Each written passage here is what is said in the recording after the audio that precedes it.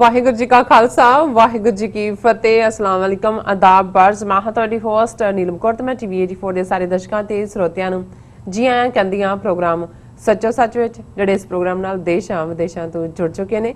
ਖਾਲਸਾਨਾ affair centre ਦੇ ਸੰਚਾਲਕ doctor Amarjit Singh ਰੋਜ਼ਾਨਾ ਦੀ ਤਰ੍ਹਾਂ ਸਟੂਡੀਓ ਵਿੱਚ ਮੇਰੇ ਨਾਲ ਸ਼ਾਮਲ ਨੇ। ਉਹਨਾਂ ਨਾਲ ਗੱਲਬਾਤ ਕਰਕੇ ਅੱਜ ਦੇ ਅਹਿਮ ਇਸ਼ੂਜ਼ ਉੱਪਰ ਉਹਨਾਂ ਤੋਂ ਉਹਨਾਂ ਦਾ ਤਬਸਰਾ ਜਾਣਦੇ ਹਾਂ। ਜੀ ਰਾਜ ਸਾਹਿਬ ਵਾਹਿਗੁਰੂ ਜੀ का खालसा वाहिगुरू जी की फतेह। हाँ जी नीलम कौर जी ਤੁਹਾਨੂੰ ਵੀ ਤੇ ਦੁਨੀਆ ਭਰ ਚ ਬੈਠੇ ਸਾਡੇ ਬਹੁਤ ਹੀ ਪਿਆਰੇ ਸੋਹਣੇ ਸਿਆਣੇ ਟੀਵੀ 84 ਦੇ ਦਰਸ਼ਕਾਂ ਨੂੰ ਵੀ ਵਾਹਿਗੁਰੂ ਜੀ ਕਾ ਖਾਲਸਾ ਵਾਹਿਗੁਰੂ ਜੀ ਕੀ ਫਤਿਹ ਤੇ ਸਾਡੇ ਮੁਸਲਮਾਨ ਭੈਣਾਂ ਭਰਾਵਾਂ ਨੂੰ अस्सलाम वालेकुम। ਜੀ ਡਾਕਟਰ ਸਾਹਿਬ ਜੀ ਆਨੂੰ ਪ੍ਰੋਗਰਾਮ ਸੱਚੋ ਸੱਚ ਵਿੱਚ ਬਹੁਤ ਸ਼ੁਕਰੀਆ ਜੀ ਡਾਕਟਰ ਸਾਹਿਬ। ਅੱਜ 4 ਸਤੰਬਰ 2020 ਭਾਦੋ ਨਾਨਕ ਸ਼ਾਹੀ ਸੰਮਤ 552 ਦਾ ਦਿਨ ਹੈ ਤੇ ਡਾਕਟਰ ਸਾਹਿਬ ਪ੍ਰੋਗਰਾਮ ਸ਼ੁਰੂ ਕਰਨ ਤੋਂ ਪਹਿਲਾਂ ਅਸੀਂ ਆਪਣੇ ਦਰਸ਼ਕਾਂ ਤੇ ਸਰੋਤਿਆਂ ਨੂੰ ਹਮੇਸ਼ਾ ਤਰ੍ਹਾਂ ਦੱਸੀਏ ਵਿਊਅਰਸ ਜੇ ਤੁਸੀਂ ਹੱਕ ਸੱਚ ਇਨਸਾਫ ਤੇ ਪੈਰਾ ਦਿੰਦਾ ਇੱਕੋ ਇੱਕ ਚੈਨਲ ਟੀਵੀ 84 ਨੂੰ ਦੇਖਣਾ ਚਾਹੁੰਦੇ ਹੋ ਤਾਂ ਤੁਸੀਂ ਦੇਖ ਸਕਦੇ ਹੋ Spectrum cable, RCN cable, Bell Fibe cable in Canada, roku, Jadoo box, ਸ਼ਾਵਾ, ਫੇਸਬੁੱਕ ਟੀਵੀ 84 ਦੀ ਐਪ ਰਾਹੀਂ online streaming and IP box ਤੇ ਤੁਸੀਂ ਟੀਵੀ 84 ਨੂੰ ਦੇਖ ਸਕਦੇ ਹੋ। ਵਿਊਅਰਸ ਜੇ ਤੁਸੀਂ ਟੀਵੀ 84 ਨਾਲ ਜਾਂ ਪ੍ਰੋਗਰਾਮ ਸੱਚੋ ਸੱਚ ਨਾਲ ਫੇਸਬੁੱਕ ਰਾਹੀਂ ਜੁੜੇ ਹੋ ਤਾਂ ਇਸ ਨੂੰ ਵੱਧ ਤੋਂ ਵੱਧ ਲਾਈਕ ਕਰੋ ਤੇ ਸ਼ੇਅਰ ਕਰੋ ਅਤੇ ਨਾਲ ਹੀ YouTube ਤੇ ਸਬਸਕ੍ਰਾਈਬ ਵੀ ਕਰੋ। ਇਹ ਵੀ ਦੱਸ ਦਈਏ ਕਿ ਤੁਸੀਂ ਟੀਵੀ 84 ਦੀ ਐਪ ਨੂੰ ਐਂਡਰੋਇਡ ਐਂਡ ਐਪ ਸਟੋਰ ਤੇ ਡਾਊਨਲੋਡ ਕਰਕੇ ਜੋ ਟੀਵੀ 84 ਦੀ ਲਾਈਵ ਸਟ੍ਰੀਮ ਹੈ ਉਸ ਨੂੰ ਤੁਸੀਂ 24 ਆਵਰਸ ਦੇਖ ਸਕਦੇ ਹੋ। ਵਿਊਅਰਸ ਹੁਣ ਅਸੀਂ ਆਪਣੇ ਪ੍ਰੋਗਰਾਮ ਦੀ ਸ਼ੁਰੂਆਤ ਕਰਨ ਜਾ ਰਹੇ ਹਾਂ। ਇਸ ਵੀਕ ਦਾ ਐਂਡ ਵਾਲਾ ਪ੍ਰੋਗਰਾਮ ਕਰਨ ਜਾ ਰਹੇ ਹਾਂ। ਅੱਜ ਫਰਾਈਡੇ ਦਾ ਦਿਨ ਹੈ ਸੋ ਅਸੀਂ ਤੁਹਾਨੂੰ ਸਭ ਨੂੰ ਆਈ ਥਿੰਕ ਮੰਡੇ ਨੂੰ ਲੇਬਰ ਡੇ ਹੈ ਸੋ ਸਾਰਿਆਂ ਨੂੰ happy weekend and long weekend ਕਹਿੰਦੇ ਆ ਔਰ ਆਸ ਕਰਦੇ ਆ ਕਿ ਤੁਹਾਡਾ ਜੋ ਇਹ ਵੀਕਐਂਡ ਹੈ ਲੌਂਗ ਵੀਕਐਂਡ ਹੈ ਬਹੁਤ ਹੀ ਵਧੀਆ ਗੁਜ਼ਰੇ। ਤੁਸੀਂ ਜਿਉਂਦੇ ਰਹੋ, ਵਸਦੇ ਰਹੋ, ਹੱਸਦੇ ਰਹੋ ਤੇ ਟੀਵੀ 84 ਦੇ ਨਾਲ ਇਸੇ ਤਰ੍ਹਾਂ ਹੀ ਜੁੜੇ ਰਹੋ।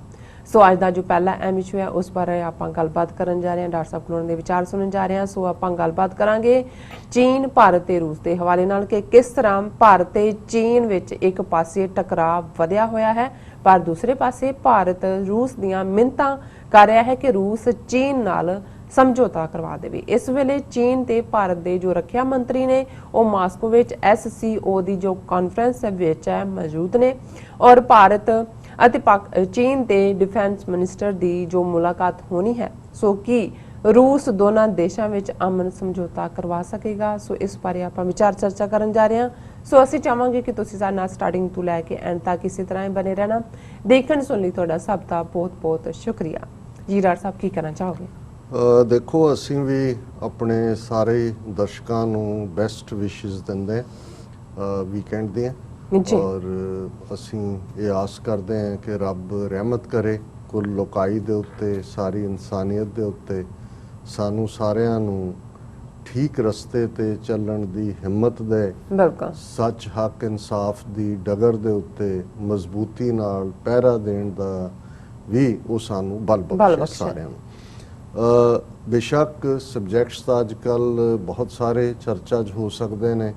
ਅਮਰੀਕਾ ਦੇ ਵਿੱਚ ਪ੍ਰੈਜ਼ੀਡੈਂਸ਼ੀਅਲ ਇਲੈਕਸ਼ਨ ਉਸ ਦਾ ਪਹੀਆ ਜਿਹੜਾ ਹੈ ਉਹ ਤੇਜ਼ੀ ਨਾਲ ਘੁੰਮਣਾ ਸ਼ੁਰੂ ਹੋਇਆ ਜਦੋਂ ਨਫ਼ਰਤ ਨਜ਼ਰ ਆ ਰਹੀ ਹੋਏ, ਬਿਆਨਬਾਜ਼ੀਆਂ, ਕਾਊਂਟਰ ਬਿਆਨਬਾਜ਼ੀਆਂ ਔਰ ਜਿਸ ਕਿਸਮ ਦਾ ਮਾਹੌਲ ਜਿਵੇਂ ਅਸੀਂ ਇੱਕ ਦਿਨ ਪ੍ਰੋਗਰਾਮ 'ਚ ਕਿਹਾ ਸੀ ਕਿ ਇਹ ਇਸ ਵਾਰ ਕਾਫੀ ਹੇਟ ਔਰ ਵਾਇਲੈਂਸ ਦੋਨੋਂ ਹੀ ਇਸ ਦੇ ਵਿੱਚ ਨਜ਼ਰ ਆਉਣਗੀਆਂ ਜਿਹਦਾ ਅਸੀਂ ਦੇਖ ਰਹੇ ਹਾਂ ਐਵਰੀ ਡੇ ਮਾਹੌਲ ਜਿਹੜਾ ਉਹ ਕਾਫੀ ਟੈਂਸ ਹੁੰਦਾ ਜਾ ਰਿਹਾ। ਕੋਵਿਡ-19 ਦੇ ਹਵਾਲੇ ਨਾਲ ਵੀ ਦਮਗਜ਼ੇ ਰੂਸ ਨੇ ਵੀ ਜਿਹੜਾ ਹੈ ਉਹ ਵੈਕਸੀਨੇਸ਼ਨ ਕੱਢਣ ਦੇ ਮਾਰੇ ਅਮਰੀਕਨ ਪ੍ਰੈਜ਼ੀਡੈਂਟ ਵੀ ਨਵੰਬਰ ਤੱਕ ਕਹਿ ਰਹੇ ਨੇ ਪਰ ਜ਼ਾਹਰਾ ਤੌਰ ਤੇ ਜਿਹੜਾ ਇੱਕ ਕਲੈਕਟਿਵ ਕੰਮ ਹੋ ਸਕਦਾ ਸੀ ਜਿਵੇਂ WHO ਵਰਲਡ ਹੈਲਥ ਆਰਗੇਨਾਈਜੇਸ਼ਨ ਜਿਸ ਦਾ ਜਿਹੜੀ UN ਦੀ ਬਾਡੀ ਇਹ ਸਾਰੀਆਂ ਹੈਲਥ ਚੀਜ਼ਾਂ ਨਾਲ ਡੀਲ ਕਰਦੀ ਹੈ, ਅਮਰੀਕਾ ਨੇ ਅੱਜ ਇਹ ਕਿਹਾ ਕਿ ਨਾ ਉਹ ਅੱਗੋਂ ਪੈਸੇ ਦੇਗੀ WHO ਨੂੰ ਔਰ ਜਿਹੜੇ ਡਿਊ ਨੇ ਦੇਣ ਵਾਲੇ ਉਹ ਵੀ ਨਹੀਂ ਦੇਣਗੇ। ਸੋ ਮੈਨੂੰ ਨਹੀਂ ਲੱਗਦਾ ਕਿ ਵੀ ਜਦੋਂ ਵੈਕਸੀਨੇਸ਼ਨ ਆਪੋ ਆਪਣੀ ਦੌੜ ਸਾਰੀਆਂ ਥਾਵਾਂ ਤੇ ਚੱਲ ਰਹੀ ਕੋਈ ਕੋਆਰਡੀਨੇਟਡ ਤਾਂ ਹੈ ਨਹੀਂ, ਜਦੋਂ ਆ ਵੀ ਜਾਏ ਜਿਵੇਂ ਰਸ਼ੀਅਨ ਪ੍ਰੈਜ਼ੀਡੈਂਟ ਵਲਾਡੀਮੀਰ ਪੁਤਿਨ ਨੇ ਕਲੇਮ ਕੀਤਾ ਹੈ ਕਿ ਜੀ ਮੈਂ ਤਾਂ ਜਿਹੜਾ ਆਪਣੀ ਡਾਟਰ ਤੇ ਹੀ ਐਕਸਪੈਰੀਮੈਂਟ ਕੀਤਾ ਹੈ ਤੇ ਫਿਰ ਵੀ ਉਹਦੀ ਕਿੰਨੀ ਐਫੀਕੇਸੀ ਹੈ, ਕਿੰਨਾ ਉਹਦਾ ਅਸਰ ਹੈ, ਕਿੰਨਾ ਉਹ ਕਦੇ ਮੋਨੀਟਰ ਨਹੀਂ ਹੋਏਗਾ। ਔਰ ਜਿਵੇਂ ਦੁਨੀਆ 'ਚ ਜਦੋਂ ਬਾਕੀ ਵੈਕਸੀਨੇਸ਼ਨਸ ਬੜੀਆਂ ਡ੍ਰੈਡਡ ਬਿਮਾਰੀਆਂ ਦੇ ਲਈ ਡਿਵੈਲਪ ਹੋਈਆਂ, ਉਹਦੇ 'ਚ ਕੋਆਪਰੇਸ਼ਨ ਸੀ, ਪਰ ਅਨਫੋਰਚੂਨੇਟਲੀ ਜਿਹੜਾ ਹੈ ਉਹ ਲੱਖਾਂ ਲੋਕ ਮਰ ਗਏ ਨੇ ਔਰ ਮਰ ਰਹੇ ਨੇ। ਬਿਲਕੁਲ। ਭਾਰਤ ਦੇ ਵਿੱਚ ਵੀ ਫਿਗਰ 70,000 ਤੋਂ ਉੱਪਰ ਹੈ ਡੈਥ ਦੀ, 4 ਮਿਲੀਅਨ ਤੋਂ ਜ਼ਿਆਦਾ ਜਿਹੜਾ ਹੈ ਉਹ ਪੋਜ਼ਿਟਿਵ ਕੇਸਿਸ ਨੇ, ਤੇਜ਼ੀ ਨਾਲ ਸਪਰੈਡ ਹੈ। ਲੈਟਿਨ ਅਮਰੀਕਾ 'ਚੋਂ ਵੀ ਇਹੀ ਖਬਰਾਂ ਨੇ, ਕਈ ਥਾਂ ਰਿਲੈਪਸ ਹੈ। ਲੇਕਿਨ ਇਸ ਤਰ੍ਹਾਂ ਲੱਗਦਾ ਹੈ ਕਿ ਵੀ ਕੋਵਿਡ-19 ਨੂੰ ਇਸ ਵੇਲੇ ਭੁਲਾ ਦਿੱਤਾ ਗਿਆ ਹੈ ਔਰ ਇਨਸਾਨੀ ਜ਼ਿੰਦਗੀ ਦੀ ਕੋਈ ਕੀਮਤ ਨਹੀਂ ਹੈ। ਮੈਂ ਈਵਨ ਨਿਊਯਾਰਕ ਦੇ ਹਵਾਲੇ ਨਾਲ ਕੱਲ ਕੁਝ ਜਿਹੜੇ ਪਿਆਰੇ ਨੇ ਉਹਨਾਂ ਦੇ ਨਾਲ ਅਸੀਂ ਬੈਠੇ ਔਰ ਮੈਂ ਕਿਹਾ ਜੀ ਅਸੀਂ ਇਹ ਇਮੈਜਿਨ ਵੀ ਨਹੀਂ ਕਰਦੇ, ਅਸੀਂ ਸਾਰੇ ਬੜੇ ਲਾਈਟਰ ਵੇਂਜ ਗੱਲਾਂ ਕਰ ਰਹੇ ਹਾਂ ਕਿ ਪਿਛਲੇ 4 ਮਹੀਨੇ 'ਚ 50,000 ਬੰਦਾ ਨਿਊਯਾਰਕ ਦੇ ਵਿੱਚ ਸਾਡੇ ਤੋਂ ਵਿਛੜ ਗਿਆ। ਬਿਲਕੁਲ। ਔਰ ਇਹ ਕੋਈ ਛੋਟੀ ਫਿਗਰ ਨਹੀਂ ਹੈ, ਪਰ ਉਵੇਂ ਹੀ ਉਹੀ ਕੁਝ ਬਰਾਬਰ ਚੱਲ ਰਿਹਾ। ਲੇਕਿਨ ਇਹਦੇ ਬਾਵਜੂਦ ਅਲਟੀਮੇਟਲੀ ਅਸੀਂ ਜਿੱਥੋਂ ਆਏ ਹਾਂ, ਜਿੱਥੇ ਸਾਡੀਆਂ ਜੜ੍ਹਾਂ ਨੇ, ਜਿੱਥੇ ਸਾਡੇ ਪੁਰਖਿਆਂ ਦੀ ਧਰਤੀ ਹੈ ਔਰ ਜ਼ਾਹਰ ਹੈ ਧਰਤੀ ਦਾ ਉਹ ਖਿੱਤਾ ਸਾਊਥ ਏਸ਼ੀਆ ਦਾ, ਜਿਹੜਾ ਇਸ ਵੇਲੇ ਭਾਰਤ ਦੇ ਜਿਹੜੇ ਐਕਸਪੈਂਸ਼ਨਿਸਟ ਔਰ ਫੈਨੈਟਿਕ ਫਾਸ਼ਿਸਟ ਕਿਸਮ ਦੇ ਹਾਕਮ ਨੇ, ਉਹਨਾਂ ਨੇ ਜੋ ਮਾਹੌਲ ਦੇ ਵਿੱਚ ਜਿਹੜਾ ਉਹ ਤਲਖੀ ਲਿਆਂਦੀ ਪਹਿਲਾਂ ਬਾਕੀ ਗੁਆਂਢੀਆਂ ਦੇ ਨਾਲ ਔਰ ਫਿਰ ਆਪਣੇ ਐਗਰੈਸਿਵ ਡਿਜ਼ਾਈਨਸ ਜਿਹੜੇ ਨੇ ਉਹਨਾਂ ਨੂੰ ਕਿਵੇਂ ਅਮਰੀਕਾ ਦੀ ਸ਼ਹਿ ਦੇ ਉੱਤੇ ਚੀਨ ਦੇ ਨਾਲ ਇੱਕ ਪ੍ਰੌਕਸੀ ਵਾਰ ਦਾ ਇੱਕ ਹਿੱਸਾ ਬਣਨ ਲਈ ਆਪਣਾ ਮੋਢਾ ਦਿੱਤਾ, ਉਸ ਦਾ ਅਸੀਂ ਜ਼ਿਕਰ ਕਰਦੇ ਔਰ ਇਸ 'ਚ ਵੀ ਕੋਈ ਸ਼ੱਕ ਨਹੀਂ ਹੈ। ਬੇਸ਼ੱਕ ਅਸੀਂ ਗੱਲ ਸਾਰੀ ਸਹਿਜ 'ਚ ਵੀ ਕਰ ਰਹੇ ਹੋਈਏ ਕਿ ਇਵੇਂ ਹੋਏਗਾ, ਪਰ ਇੱਕ ਵਾਰ ਤੁਸੀਂ ਅੱਖਾਂ ਬੰਦ ਕਰਕੇ ਦੇਖੋ ਕਿ ਜਿਹੜੀ ਜੰਗ ਹੈ ਔਰ ਜਦੋਂ ਕਿ ਨਿਊਕਲੀਅਰ ਪਾਵਰਸ ਹੋਣ ਉਹਨਾਂ ਦੇ ਵਿਚਾਲੇ ਜੰਗ, ਉਸ ਦਾ ਅੰਜਾਮ ਕੀ ਹੁੰਦਾ ਜਾਂ ਕੀ ਹੋਏਗਾ। ਕਿਉਂਕਿ ਅੱਜ ਜਦੋਂ ਅਸੀਂ ਇਹ ਗੱਲਬਾਤ ਕਰ ਰਹੇ ਹਾਂ, ਇੱਕ ਦਿਨ ਪਹਿਲਾਂ ਹੀ ਚੀਨ ਦੇ ਵਿੱਚ 75th ਐਨੀਵਰਸਰੀ 75ਵੀਂ ਵਰ੍ਹੇਗੰਢ ਵੀ ਮਨਾਈ ਗਈ, ਜਿਹੜੀ ਚੀਨ ਦੀ ਜਾਪਾਨ ਦੇ ਉੱਤੇ ਵਿਕਟਰੀ ਸੀ। ਔਰ ਇਹਦੇ 'ਚ ਵੀ ਕੋਈ ਸ਼ੱਕ ਨਹੀਂ ਹੈ ਕਿ 75ਵੀਂ ਵਰ੍ਹੇਗੰਢ ਯੂਨਾਈਟਿਡ ਨੇਸ਼ਨਸ ਦੀ ਫਾਊਂਡੇਸ਼ਨ ਦੀ ਵੀ ਹੈ। ਔਰ ਇਸ ਤੋਂ ਪਹਿਲਾਂ ਪਿਛਲੇ ਦਿਨਾਂ ਦੇ ਵਿੱਚ ਅਸੀਂ ਉਹਨਾਂ ਦਿਨਾਂ ਨੂੰ ਯਾਦ ਕੀਤਾ ਜਦੋਂ ਕਿ ਅਮਰੀਕਾ ਨੇ ਜਾਪਾਨ ਦੇ ਸ਼ਹਿਰਾਂ ਹੀਰੋਸ਼ੀਮਾ ਤੇ ਨਾਗਾਸਾਕੀ ਦੇ ਉੱਤੇ ਬੰਬ ਸੁੱਟੇ ਸੀ। ਇਵੈਂਚੁਅਲੀ ਜਾਪਾਨ ਨੇ ਕੁਝ ਦਿਨ ਬਾਅਦ ਸਰੈਂਡਰ ਕੀਤਾ ਸੀ। ਉਸ ਤੋਂ ਪਹਿਲਾਂ ਹੀ ਜਰਮਨ ਦੀਆਂ ਫੌਜਾਂ ਮਾਸਕੋ ਦੇ ਵਿੱਚ ਸਰੈਂਡਰ ਕਰ ਚੁੱਕੀਆਂ ਸੀ। ਸੋ ਜਦੋਂ ਤੁਸੀਂ ਈਵਨ 75 ਸਾਲ ਕੋ ਬਹੁਤਾ ਵਕਤ ਨਹੀਂ ਹੁੰਦਾ, ਉਸ ਸਾਰੀ ਯਾਦ ਦਹਾਨੀ ਦੇ ਨਾਲ ਮੌਜੂਦਾ ਦੌਰ 'ਚ ਦੇਖਦੇ ਹੋ ਕਿ ਭਾਈ ਚੀਨ ਵੀ ਨਿਊਕਲੀਅਰ ਪਾਵਰ ਹੈ, ਪਾਕਿਸਤਾਨ ਵੀ ਨਿਊਕਲੀਅਰ ਪਾਵਰ ਹੈ, ਇੰਡੀਆ ਵੀ ਨਿਊਕਲੀਅਰ ਪਾਵਰ ਹੈ। ਜੇ ਅਮਰੀਕਾ ਔਰ ਚੀਨ ਦੀ ਕਸ਼ਮਕਸ਼ ਜਿਹੜੀ ਸਾਊਥ ਚਾਈਨਾ ਸੀ 'ਚ ਚੱਲ ਰਹੀ ਹੈ ਔਰ ਜਿਹਦੇ ਬਾਰੇ ਅਸੀਂ ਪੈਂਟਾਗਨ ਦੀ ਰਿਪੋਰਟ ਹੀ ਕੋਟ ਕੀਤੀ ਸੀ ਕਿ ਚੀਨ ਦੇ ਕੋਲ ਅਮਰੀਕਾ ਤੋਂ ਵੀ ਵੱਡੀ ਨੇਵੀ ਹੈ ਔਰ ਕਿਵੇਂ ਉਹ ਆਪਣੀ ਤਰੱਕੀ ਵੱਲ ਗਾਮਜ਼ਨ ਨੇ ਹਰ ਪੱਖ ਤੋਂ। ਔਰ ਜਦੋਂ ਕਿ ਕੋਵਿਡ-19 ਨੇ ਬਾਕੀ ਹੋਰ ਬਹੁਤ ਸਾਰੇ ਦੇਸ਼ਾਂ ਦੀ ਇਕਨੋਮੀ ਨੂੰ ਚਰਮਰਾ ਦਿੱਤਾ ਹੈ, ਇਹ ਵੀ ਨਵਾਂ ਲਫ਼ਜ਼ ਮੈਂ ਸਿੱਖਿਆ ਉੱਥੋਂ ਦੇ ਮੀਡੀਆ ਤੋਂ, ਜਾਂ ਬਿਲਕੁਲ ਉਸ ਨੂੰ ਹਿਲਾ ਦਿੱਤਾ ਹੈ। ਔਰ ਉਹਦੇ 'ਚ ਵੀ ਅਸੀਂ ਦੇਖ ਰਹੇ ਹਾਂ ਕਿ ਜਿਹੜੇ 20 ਦੇਸ਼ਾਂ ਬਾਰੇ, ਜਿਹੜੇ developing countries and develop countries, Bharat 20ਵੇਂ ਨੰਬਰ ਤੇ ਹੈ, ਜਿੱਥੇ ਕਿ ਆਲਮੋਸਟ 1/4 ਚੌਥਾ ਹਿੱਸਾ ਉਹਨਾਂ ਦੀ ਇਕਨੋਮੀ ਜਿਹੜੀ ਹੈ ਉਹ ਵਾਈਪ ਆਊਟ ਹੋ ਗਈ ਹੈ ਔਰ ਕੋਈ ਹੋਪ ਨਹੀਂ ਹੈ, ਕਰੋੜਾਂ ਜੌਬਸ ਜਾ ਚੁੱਕੀਆਂ ਨੇ। ਔਰ ਚਾਈਨਾ ਇਸ ਦੇ ਬਾਵਜੂਦ ਉਹਨੇ ਆਪਣੀ ਜਿਹੜੀ ਹੈ ਇਕਨੋਮਿਕਲ ਪ੍ਰੋਗਰੈਸ ਵੀ ਮੇਨਟੇਨ ਰੱਖੀ ਹੈ, ਪ੍ਰੋਡਕਸ਼ਨ ਵੀ ਹੈ।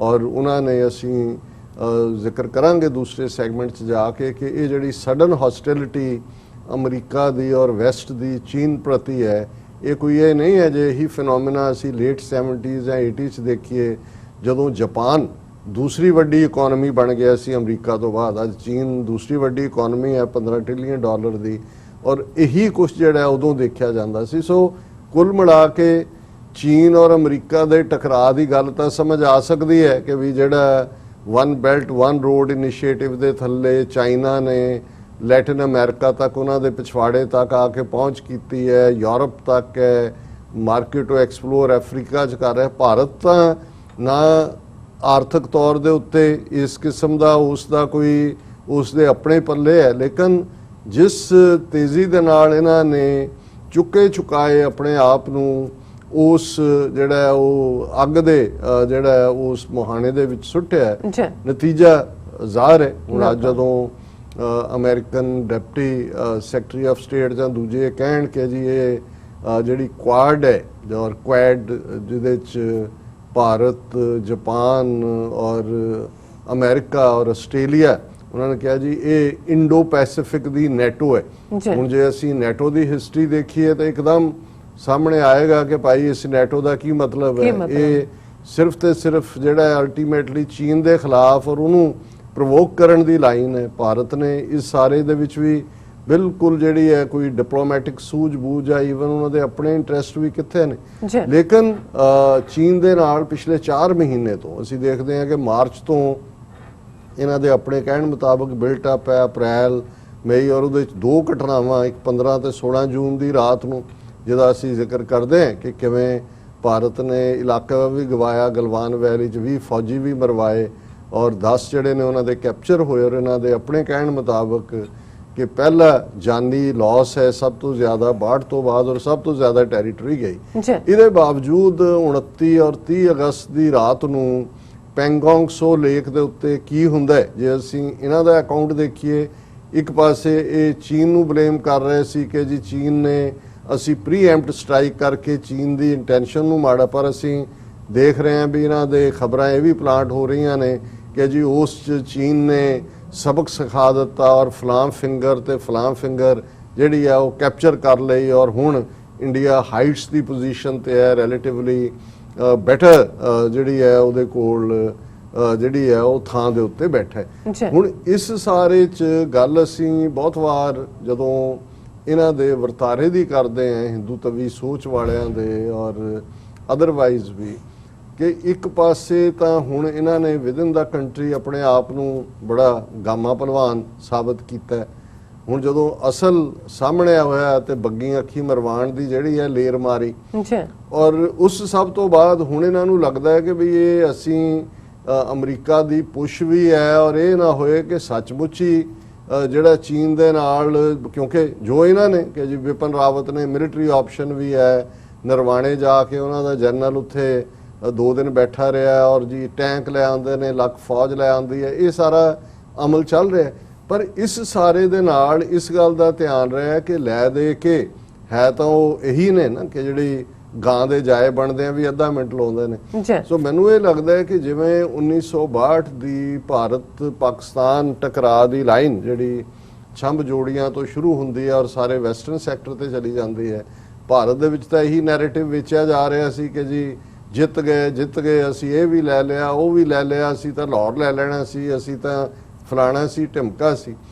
ਔਰ ਇਹਦੇ ਬਾਵਜੂਦ ਕਿ ਜਿਹੜੀ ਫੌਜੀ ਜਹਾਜ਼ ਨੇ ਜਿਵੇਂ ਉਹ ਇਧਰ ਕੈਨੇਡੀ ਦੇ ਪੈਰ ਫੜੇ ਹੋਏ ਸੀ ਔਰ ਹੁਣ ਉਹ ਕੁਝ ਲੈਟਰਸ ਜਿਹੜੇ ਕਿ ਜਿਹੜਾ ਉਹਨਾਂ ਦਾ ਐਮਬੈਸਡਰ ਸੀ ਉਸ ਵੇਲੇ ਭਾਰਤ ਦਾ ਵਾਸ਼ਿੰਗਟਨ ਡੀਸੀ ਦੇ ਵਿੱਚ, ਕਿਵੇਂ 2 ਲੈਟਰ ਉੱਪਰੋਂ ਥਲੀ ਨਹਿਰੂ ਨੇ ਕੈਨੇਡੀ ਨੂੰ ਲਿਖੇ, ਵਰਚੁਅਲੀ ਬੈਗ ਕੀਤਾ ਕਿ ਬਈ ਬਚਾ ਲਓ ਸਾਨੂੰ, ਨਹੀਂ ਤਾਂ ਜਿਹੜਾ ਇਹ ਹੈ ਹੁਣ ਇਹ ਅਸੀਂ 62 ਦੀ ਗੱਲ ਕਰ ਰਹੇ ਹਾਂ, ਮੈਂ ਕਿਉਂਕਿ ਮੈਂ ਇੱਕਦਮ 65 ਤੇ ਜੰਪ ਕੀਤਾ, ਪਹਿਲਾਂ 62 ਦੀ ਗੱਲ ਕਰ ਲਈ ਹੈ ਕਿ 62 ਦੇ ਵਿੱਚ ਨਹਿਰੂ ਲਿਖ ਰਿਹਾ ਉਹਨਾਂ ਨੂੰ ਆਪਣੇ ਐਮਬੈਸਡਰ ਨੂੰ, ਔਰ ਐਮਬੈਸਡਰ ਨੂੰ ਵੀ ਨਹੀਂ ਪਤਾ ਹੈ, ਐਮਬੈਸਡਰ ਨੇ ਵੀ ਜਦੋਂ ਉਹਨੇ ਦੇਖਿਆ ਵੀ ਇਹ ਇੰਨੇ ਸਰੈਂਡਰ ਵਰਗੀਆਂ ਚਿੱਠੀਆਂ ਔਰ ਇਹ ਕਹਿ ਰਿਹਾ, ਔਰ ਜ਼ਾਹਰ ਹੈ ਕੈਨੇਡੀ ਨੇ ਹੈਲਪ ਵੀ ਕੀਤੀ ਕਿਉਂਕਿ ਔਰ ਉਸੇ ਵੇਲੇ ਕਿਉਂਕਿ ਸੋਵੀਅਤ ਯੂਨੀਅਨ ਐਗਜ਼ਿਸਟ ਕਰਦਾ ਸੀ ਔਰ ਫਿਰ ਸੋਵੀਅਤ ਯੂਨੀਅਨ ਦੇ ਵੀ ਪੈਰ ਫੜਨ ਤੱਕ ਗਏ ਕਿਉਂਕਿ ਸੋਵੀਅਤ ਯੂਨੀਅਨ ਪਹਿਲਾਂ ਹੀ ਜਿਹੜਾ ਉਹਨਾਂ ਦਾ ਸਟਾਲਿਨ ਹੈ ਉਹ ਸਮਝੌਤਾ ਕਰ ਚੁੱਕਾ ਸੀ ਇਹਦੇ ਨਾਲ, ਮਾਓਜ਼ੇ ਤੁੰਗ ਦੇ ਨਾਲ। ਉਹਨੇ ਮਾਓਜ਼ੇ ਤੁੰਗ ਨੇ ਟੋਹ ਕੇ ਦੇਖ ਲਿਆ ਸੀ ਕਿ ਵੀ ਜੇ ਸਾਡੀ ਭਾਰਤ ਦੇ ਨਾਲ ਕੋਈ ਹੁੰਦਾ ਹੈ ਤੇ ਉਹਨਾਂ ਨੇ ਕਿਹਾ ਜੀ ਨਹੀਂ ਅਸੀਂ ਨਹੀਂ ਕਰਾਂਗੇ। ਔਰ ਇਹੀ ਕਾਰਨ ਹੈ ਕਿ ਈਵਨ ਜਿਹੜੇ ਸੋਵੀਅਤ ਯੂਨੀਅਨ ਦੇ ਦਿੱਤੇ ਹੋਏ ਮਿਗ ਜਹਾਜ਼ ਸੀ ਉਹ ਵੀ ਉਹਨਾਂ ਦੇ ਉੱਤੇ ਪਾਬੰਦੀ ਸੀ ਕਿ only for training. So America ਨੇ ਜਿਹੜੇ ਆਪਣੇ ਜਹਾਜ਼ ਪਹੁੰਚਾਏ, ਲੇਕਿਨ ਚੀਨ ਨੇ ਆਪਣੇ ਤੌਰ ਤੇ ਜਿੰਨਾ ਉਹਨਾਂ ਨੇ ਇਹਨਾਂ ਦੇ ਆਪਣੇ ਇੰਡੀਅਨਸ ਦੇ ਕਹਿਣ ਮੁਤਾਬਕ ਜਿਹੜਾ ਇਹਨਾਂ ਦੀ ਪਾਰਲੀਮੈਂਟ ਦਾ ਰੈਜ਼ੋਲੂਸ਼ਨ ਹੈ 39,000 ਸਕੁਅਰ ਕਿਲੋਮੀਟਰ ਟੈਰੀਟਰੀ ਜਿਹੜੀ ਅਕਸਾਈ ਚਿੰਨ ਦੇ ਵਿੱਚ ਸੀ ਉਹ ਲੈ ਕੇ ਉਹਨਾਂ ਨੇ ਹੋਰ ਵੀ ਲੈ ਲਿਆ ਸੀ, ਉਹਨਾਂ ਨੇ ਤੇਜਪੁਰ ਲੈ ਲਿਆ ਸੀ ਅਰੁਣਾਚਲ ਦਾ, ਪਰ ਉੱਥੋਂ ਵਿਦਡਰਾ ਕਰ ਗਏ ਔਰ ਉਹਨਾਂ ਨੇ ਯੂਨੀਲੈਟਰਲ ਸੀਜ਼ ਫਾਇਰ ਕਰ ਦਿੱਤਾ ਸੀ। ਸੋ ਉਦੋਂ ਕਿਸੇ ਵਿਚੋਲੇ ਦੀ ਲੋੜ ਨਹੀਂ ਪਈ, ਹਾਲਾਂਕਿ ਤਰਲੇ ਕਰ ਰਹੇ ਸੀ ਅਮਰੀਕਾ ਦੇ ਵੀ ਔਰ ਉਹਨਾਂ ਦੇ ਵੀ ਕਿ ਜੀ ਸਾਨੂੰ ਬਚਾ ਲਓ ਔਰ ਇਹਨਾਂ ਨੂੰ ਰੋਕੋ ਕਿਸੇ ਤਰੀਕੇ ਨਾਲ। ਫਿਰ ਅਸੀਂ 65 ਦੇ ਹਵਾਲੇ ਨਾਲ ਦੇਖਦੇ ਹਾਂ। ਹੁਣ ਬੇਸ਼ੱਕ 65 ਦੇ ਪੀਰੀਅਡ 'ਚ ਪਾਕਿਸਤਾਨ ਦੇ ਕੋਲ ਜਿਹੜੇ ਪੈਟਨ ਟੈਂਕ ਜਾਂ ਦੂਸਰਾ ਉਹਨਾਂ ਦਾ ਜੰਗੀ ਸਾਜ਼ੋ ਸਮਾਨ ਉਹ ਅਮਰੀਕਾ, ਕਿਉਂਕਿ ਪਾਕਿਸਤਾਨ ਐਕਸਟਰਾ ਮਾਈਲ ਜਾ ਕੇ ਅਮਰੀਕਾ ਦਾ ਹਮਾਇਤੀ ਸੀ ਕੋਲਡ ਵਾਰ ਈਰਾ ਦੇ ਵਿੱਚ, ਔਰ ਈਵਨ ਸੀਟੋ ਦਾ ਮੈਂਬਰ ਵੀ ਸੀ, ਉਹਨੂੰ ਬਗਦਾਦ ਪੈਕਟ ਕਹਿੰਦੇ ਨੇ। ਸੋ ਇਕਵਿਪਮੈਂਟ ਉਹਨਾਂ ਦੇ ਕੋਲ ਸੀ ਔਰ ਜ਼ਾਹਿਰ ਹੈ ਕਿ ਉਸ ਦੌਰਾਨ ਵੀ ਕਿਉਂਕਿ Lal Bahadur Shastri at the helm of affair ਸੀ, ਪਰ ਕੁਝ ਦਿਨਾਂ ਦੀ ਜੰਗ ਤੋਂ ਬਾਅਦ ਹੀ ਇਹਨਾਂ ਨੇ ਜਾ ਕੇ ਉਹਨਾਂ ਦੇ ਪੈਰ ਫੜਨੇ ਸ਼ੁਰੂ ਕਰ ਦਿੱਤੇ ਸੀ। ਸ਼ਾਇਦ ਕੌਸੀਗਨ ਸੀ ਉਦੋਂ, ਕੌਣ ਸੀ, ਕਿ ਜੀ ਸਾਡਾ ਸਮਝੌਤਾ ਕਰਵਾਓ। ਫਿਰ ਅਸੀਂ ਦੇਖਦੇ ਹਾਂ ਤਾਸ਼ਕੰਦ ਸਮਝੌਤਾ, ਜਿਸ ਦੇ ਵਿੱਚ ਹੁਣ ਇਹ ਤਾਸ਼ਕੰਦ ਸ਼ਾਇਦ ਉਜ਼ਬੇਕਿਸਤਾਨ 'ਚ ਹੈ, ਉਦੋਂ ਸੋਵੀਅਤ ਯੂਨੀਅਨ ਦਾ ਹਿੱਸਾ ਹੀ ਸੀ, ਔਰ ਉਹਦੇ 'ਚ ਉਹਨਾਂ ਨੇ ਜਿਹੜਾ ਲੋਕਾਂ ਨੂੰ ਆਪਣਿਆਂ ਨੂੰ ਇਹੀ ਦੱਸਿਆ ਕਿ ਜੀ ਅਸੀਂ ਬਹੁਤ ਵਿਕਟਰੀ ਹਾਸਲ ਕੀਤੀ, ਜੰਗ ਦੇ ਮੈਦਾਨ 'ਚ ਵੀ ਕੀਤੀ, ਸਮਝੌਤੇ 'ਚ ਵੀ ਕੀਤੀ। ਹਾਲਾਂਕਿ ਲਾਲ ਬਹਾਦਰ ਸ਼ਾਸਤਰੀ ਦੀ ਮੌਤ ਹੋ ਗਈ ਅਗਲੇ ਦਿਨ, ਉਦੋਂ ਅਯੂਬ ਖਾਨ ਪਾਕਿਸਤਾਨ ਦਾ ਫੌਜੀ ਚੀਫ ਵੀ ਪ੍ਰੈਜ਼ੀਡੈਂਟ ਵੀ ਸੀ, ਲੇਕਿਨ ਇਹ ਗੱਲ ਸਾਹਮਣੇ ਆਈ ਕਿ ਭਾਈ ਨਾ ਕੁਝ ਦਿੱਤਾ ਨਾ ਕੁਝ ਲਿਆ, ਕਿ ਉਹੀ ਬੈਕ ਟੂ ਦਾ ਪੈਵਿਲੀਅਨ ਵਾਲੀ ਗੱਲ ਸੀ। ਲੇਕਿਨ ਆਪਣੇ ਲੋਕਾਂ ਦੇ ਵਿੱਚ ਉਹਨਾਂ ਨੇ 65 ਦੀ ਜੰਗ ਦੇ ਵਿੱਚ ਆਪਣੀ ਹੈਂਡਸ ਡਾਊਨ ਵਿਕਟਰੀ ਉਸ ਨੂੰ ਪ੍ਰੋਪੇਗੇਟ ਕੀਤਾ, ਔਰ ਇਹਦੇ 'ਚ ਵੀ ਕੋਈ ਸ਼ੱਕ ਨਹੀਂ ਹੈ ਕਿ ਜੇ ਇੰਨੀ ਹੀ ਵਿਨਿੰਗ ਸਿਚੁਏਸ਼ਨ 'ਚ ਸੀ ਤੇ ਫਿਰ ਸਮਝੌਤੇ ਦੀ ਕੀ ਲੋੜ ਸੀ। ਫਿਰ ਤਾਂ ਤੁਹਾਡੇ ਕੋਲ ਜਿਹੜਾ ਸੀ ਆਪਸ਼ਨ ਕਿ ਜੀ ਤੁਸੀਂ ਮਨਾਹੀ ਕਰਦੇ, ਜਾਂ ਤਾਂ ਚੀਨ ਵਾਂਗ ਜੋ ਨੇ ਚੀਨ ਨੇ 62 ਚ ਕਰਕੇ ਕੀਤਾ ਕਿ ਜੀ ਯੂਨੀਲੈਟਰਲ ਕੀਤਾ। ਸੋ ਕੁੱਲ ਮਿਲਾ ਕੇ ਅਸੀਂ ਇਹੀ ਹਾਲ ਅਸੀਂ ਕਾਰਗਿਲ ਵੇਲੇ ਵੀ ਦੇਖਦੇ ਹਾਂ।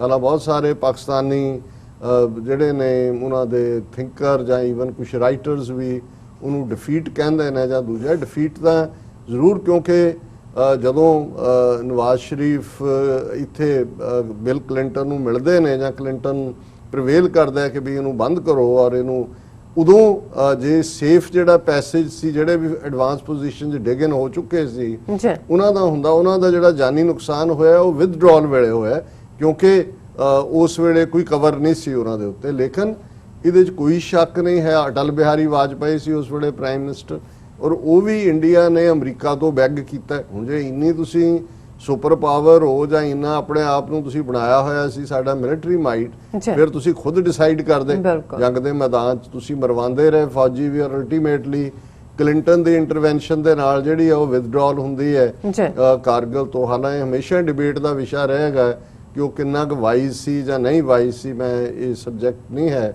ਡਿਸਕਸ਼ਨ ਦਾ। ਔਰ ਹੁਣ ਅਸੀਂ ਦੇਖ ਰਹੇ ਹਾਂ ਵੀ ਇੱਕ ਪਾਸੇ ਤਾਂ ਚੀਨ ਦੇ ਖਿਲਾਫ ਜਿਸ ਕਿਸਮ ਦਾ ਸਾਰਾ ਇਹਨਾਂ ਨੇ ਨੈਰੇਟਿਵ ਬਣਾਇਆ, ਔਰ ਗਲਵਾਨ ਵੈਲੀ 'ਚ ਵੀ ਜਿਹੜੇ ਮਾਰੇ ਗਏ ਉਹਨਾਂ ਨੂੰ ਵੀ ਬਹਾਦਰ, ਉਹਨਾਂ ਨੇ ਸੈਂਕੜੇ ਚੀਨੀ ਮਾਰੇ ਔਰ ਇਸ ਕਿਸਮ ਦਾ ਕੀਤਾ। ਪਰ ਹਕੀਕਤ ਸਾਹਮਣੇ ਆਈ ਕਿ ਜਦੋਂ 10 ਜਿਹੜੇ ਨੇ ਕੈਪਚਰ ਕੀਤੇ ਉਹਨਾਂ ਨੇ ਮੋੜੇ, ਉਹਨਾਂ 'ਚ ਉਹਨਾਂ ਦੇ ਅਫਸਰ ਵੀ ਸੀ। ਹੁਣ ਉਸ ਸਾਰੇ ਨੇ ਇਹਨਾਂ ਨੂੰ ਐਕਸਪੋਜ਼ ਕੀਤਾ। ਹੁਣ ਵੀ ਜਦੋਂ ਕਿ ਇੱਕ ਪਾਸੇ ਕਹਿ ਰਹੇ ਨੇ, ਜਿਵੇਂ ਇਹਨੇ ਬੋਸਟ ਕੀਤਾ ਬਿਪਨ ਰਾਵਤ ਨੇ ਕਿ ਜੀ ਅਸੀਂ 2 ਪ੍ਰੋਂਗ ਜੰਗ ਵੀ ਲੜ ਸਕਦੇ ਹਾਂ, ਪਾਕਿਸਤਾਨ ਨੂੰ ਵੀ ਕੱਲ ਵਾਰਨਿੰਗ ਦਿੱਤੀ ਹੈ ਕਿ ਜੀ ਅਸੀਂ ਐਵੇਂ ਮਿਸ ਐਡਵੈਂਚਰ ਨਾ ਕਰਨਾ, ਵੀ ਵਿਲ ਟੀਚ ਲੈਸਨ ਇਹ ਉਹ। ਲੇਕਿਨ ਹੁਣ 2 ਫੋਰਮਸ ਜਿਹੜੀਆਂ ਨੇ, ਜ਼ਾਹਰ ਹੈ ਇਹ ਜਿਹੜੀਆਂ ਵੱਡੀਆਂ ਪਾਵਰਸ ਨੇ, ਇਹਨਾਂ ਨੇ ਜਿਹੜੇ ਛੋਟੇ ਦੇਸ਼ ਜਾਂ ਜਿਹੜੇ ਦੇਸ਼ਾਂ 'ਚ ਪੋਟੈਂਸ਼ੀਅਲ ਹੈ ਕੱਲ ਨੂੰ ਅੱਗੇ ਆਉਣ ਦਾ, ਉਹਨਾਂ ਨੂੰ ਕੁਛ ਨਾ ਕੁਛ ਕਰਵ ਕਰਕੇ ਰੱਖਿਆ। 2 ਆਰਗੇਨਾਈਜੇਸ਼ਨ ਜਿਨ੍ਹਾਂ ਦਾ ਅੱਜ ਚਰਚਾ ਹੈ ਖਾਸ ਤੌਰ ਤੇ, ਕਿਉਂਕਿ ਦੋਨਾਂ ਦੇ ਵਿੱਚ ਹੀ ਇੰਡੀਆ ਔਰ ਚਾਈਨਾ ਇਨਵੋਲਵ ਨੇ। ਦੋਨਾਂ ਦੇ ਵਿੱਚ ਆਲਮੋਸਟ ਸਰਦਾਰੀ ਵਾਲਾ ਰੋਲ ਰਸ਼ੀਆ ਕੋਲ ਹੈ। ਦੋਨਾਂ ਥਾਵਾਂ ਦੇ ਉੱਤੇ ਹੀ ਜਿਹੜਾ ਉਹ ਇੰਡੀਆ ਕਿਤੇ ਨਾ ਕਿਤੇ ਬੈਕ ਕਰ ਰਿਹਾ ਰਸ਼ੀਆ ਤੋਂ ਕਿ ਜੀ ਕੋਈ ਡੀਲ ਕਰਾ ਦਿਓ, ਸਾਡਾ ਅਮਨ ਸਮਝੌਤਾ ਕਰਾ ਦਿਓ। ਸੋ ਇੱਕ ਮੈਂ ਪਹਿਲਾਂ ਜ਼ਿਕਰ ਕਰਾਂਗਾ ਜਿਹੜਾ SCO ਦਾ ਜ਼ਿਕਰ, ਸ਼ੰਘਾਈ ਕਾਰਪੋਰੇਸ਼ਨ ਆਰਗੇਨਾਈਜੇਸ਼ਨ ਦਾ ਜ਼ਿਕਰ ਕਰਨ ਤੋਂ ਪਹਿਲਾਂ ਬ੍ਰਿਕਸ ਦਾ। ਹੁਣ ਬ੍ਰਿਕਸ ਦੇ ਵਿੱਚ Brazil, Russia, India, China, South Africa. So ਇਹਦੇ ਜਦੋਂ ਬ੍ਰਿਕਸ ਦੀ ਫਾਰਮੇਸ਼ਨ ਹੁੰਦੀ ਹੈ ਉਦੋਂ ਐਂਬੀਸ਼ਨ ਸੀ ਬ੍ਰਾਜ਼ੀਲ ਜਿਹਦੀ ਇਕਨੋਮੀ ਉਦੋਂ ਵੱਧ ਰਹੀ ਸੀ, ਹੁਣ ਤਾਂ ਉਹ ਵੀ ਥੱਲੇ ਡਿੱਗ ਪਿਆ ਕਿ ਜੀ ਅਸੀਂ UN ਸਿਕਿਉਰਿਟੀ ਕਾਉਂਸਲ 'ਚ ਰਿਫਾਰਮ, UN 'ਚ ਰਿਫਾਰਮ ਹੋਏ, ਅਸੀਂ ਸਿਕਿਉਰਿਟੀ ਕਾਉਂਸਲ ਮੈਂਬਰ ਬਣੀਏ। ਉਹਦੇ ਲਈ ਸਾਊਥ ਅਫਰੀਕਾ ਵੀ ਜਿਹੜਾ ਉਹ ਐਸਪੀਰੈਂਟ ਸੀ, ਚਾਈਨਾ ਤਾਂ ਆਲਰੇਡੀ ਹੈ ਹੀ ਹੈ, ਇੰਡੀਆ ਨੂੰ ਵੀ ਸੀ ਔਰ ਬ੍ਰਾਜ਼ੀਲ ਵੀ। ਔਰ ਇਸ ਸਾਰੇ 'ਚੋਂ ਇੱਕ ਚੰਗੇ ਮਾਹੌਲ ਦੇ ਵਿੱਚ ਇਹ ਹੋਇਆ। ਉਹਨਾਂ ਦੀਆਂ ਆਪਸੀ ਬ੍ਰਿਕਸ ਦੀਆਂ ਕਾਨਫਰੰਸਿਸ ਵੀ ਹੁੰਦੀਆਂ ਨੇ। ਹੁਣ ਕਿਉਂਕਿ ਕੋਵਿਡ-19 ਚੱਲ ਰਿਹਾ, ਸੋ ਬ੍ਰਿਕਸ ਦੇ ਹਵਾਲੇ ਨਾਲ ਤਾਂ ਕੋਈ ਗੱਲ ਨਹੀਂ ਹੋ ਸਕੀ, ਲੇਕਿਨ ਦੂਸਰੇ ਪਾਸੇ ਜਿਹੜਾ ਉਹਨਾਂ ਨੇ ਜਿਹੜੀ ਹੈ ਵੈਬੀਨਾਰ ਕੀਤਾ ਹੈ, ਜਿਸ ਵੈਬੀਨਾਰ ਦੇ ਵਿੱਚ ਉਹਨਾਂ ਦਾ ਇਹ ਸਾਰੇ 'ਚ ਉਹਨਾਂ ਦਾ ਫੋਰਨ ਮਿਨਿਸਟਰ ਜੈ ਸ਼ੰਕਰ ਸਾਹਮਣੇ ਆਉਂਦਾ ਹੈ ਔਰ ਇਹ ਸਾਰੇ 'ਚ ਇਹ ਬੈਕ ਕਰ ਰਹੇ ਨੇ ਕਿ ਜੀ ਅਸੀਂ, ਔਰ ਉਹਦੇ 'ਚ ਬ੍ਰਿਕਸ ਵੈਬੀਨਾਰ ਦੀ ਮੈਂ ਗੱਲ ਕਰਾਂ, foreign minister Jaishankar Wang Yi to meet next week in Moscow. ਹੁਣ ਅਗਲੇ ਹਫਤੇ ਦੋਨਾਂ ਦੇ ਫੋਰਨ ਮਿਨਿਸਟਰ, ਇੰਡੀਆ ਦਾ ਜੈ ਸ਼ੰਕਰ ਔਰ ਜਿਹੜਾ ਚਾਈਨਾ ਦਾ ਮਿਸਟਰ ਵੈਂਗ ਯੀ, ਇਹ ਜਿਹੜੇ ਨੇ ਮਿਲਣਗੇ ਮਾਸਕੋ ਦੇ ਵਿੱਚ। ਔਰ ਇਹ ਬ੍ਰਿਕਸ ਵੈਬੀਨਾਰ ਜਿਹੜਾ ਅੱਜ ਹੋਇਆ, ਉਹਨਾਂ ਨੇ ਇਹ ਕਿਹਾ ਕਿ ਵੀ BRICS foreign minister on Friday but didn't opt for direct talks on the net। ਹੁਣ ਇਹ ਦੋਨੋਂ ਮਿਲ ਰਹੇ ਨੇ BRICS ਦੇ ਪਲੇਟਫਾਰਮ ਤੇ, ਲੇਕਿਨ ਜਿਹੜਾ ਉਹਨਾਂ ਨੇ ਕਿਹਾ ਜੀ ਨੈਟ ਤੇ ਸਿੱਧੀ ਗੱਲ ਨਹੀਂ ਹੋਈ, ਮਾਸਕੋ 'ਚ ਨੈਕਸਟ ਵੀਕ ਹੋਏਗੀ। ਔਰ ਇਸ ਵੇਲੇ ਇਸ ਸਾਰੇ 'ਚ ਉਹਨੇ virtual BRICS meat Jai Shankar ਨੇ ਕਿਹਾ ਕਿ ਜੀ ਅਸੀਂ ਅਸੈਸ ਕਰਾਂਗੇ progress made since Russia took over as chair in counter terrorism, economic cooperation, ICTs and people-to-people contacts. They also exchange views on international situation and regional hotspot ਕਿ regional hotspots ਆ ਰਹੇ, China Bharat ਟਕਰਾ ਹੈ। ਹੁਣ ਇਹਦੇ 'ਚ ਵੀ extra mile ਜਾ ਕੇ ਜੈ ਸ਼ੰਕਰ ਤਾਰੀਫ ਕਰ ਰਿਹਾ ਹੈ ਰਸ਼ੀਆ ਦੀ ਕਿ ਦੇਖੋ ਜੀ ਜਦੋਂ ਦੀ ਰਸ਼ੀਆ ਨੇ ਬ੍ਰਿਕਸ ਦੀ ਚੇਅਰਮੈਨਸ਼ਿਪ ਲਈ ਹੈ, ਉਹਨੇ counter terrorism, economical cooperation, ICT ਵਗੈਰਾ 'ਚ ਬਹੁਤ ਤਰੱਕੀ ਕੀਤੀ ਹੈ। ਔਰ ਅਸੀਂ ਜਿਹੜਾ ਹੈ UN ਰਿਫਾਰਮ ਦੇ ਲਈ ਵੀ excise in our collective faith in meaningful multilateralism. So ਜ਼ਾਹਰ ਹੈ ਕਿ ਵੀ ਇਹ ਜਿਹੜੀ ਬ੍ਰਿਕਸ ਹੋਈ ਔਰ ਮਾਸਕੋ ਦੇ ਵਿੱਚ ਇਹਨਾਂ ਦਾ ਮਿਲਣਾ, ਵੈਬੀਨਾਰ ਨਹੀਂ, ਵੈਬੀਨਾਰ ਹੋ ਗਿਆ। ਹੁਣ ਇਹ ਵੀ ਉਸ ਪਾਸੇ ਹੀ ਹੈ ਕਿ ਰਸ਼ੀਆ ਦੇ ਤਰਲੇ ਕਰਨ ਦੀ ਲਾਈਨ ਹੈ ਕਿ ਵੀ ਸਾਡਾ ਸਮਝੌਤਾ ਕਰਾ ਦਿਓ। ਹੁਣ ਅਸੀਂ ਗੱਲ ਕਰਦੇ ਹਾਂ SCO ਦੀ। ਹੁਣ ਇਹ ਜਿਹੜੀ ਸ਼ੰਘਾਈ ਕਾਰਪੋਰੇਸ਼ਨ ਆਰਗੇਨਾਈਜੇਸ਼ਨ ਹੈ, ਇਹ 8 ਦੇਸ਼ਾਂ ਦਾ ਇੱਕ ਸਮੂਹ ਹੈ ਔਰ ਜਿਹਦੀ ਫਾਊਂਡੇਸ਼ਨ 15 ਜੂਨ 2001 ਨੂੰ ਸ਼ੰਘਾਈ ਦੇ ਵਿੱਚ, ਦਾ ਧਿਆਨ ਰੱਖੋ ਸ਼ੰਘਾਈ ਚਾਈਨਾ ਦਾ ਵੱਡਾ ਸ਼ਹਿਰ ਹੈ।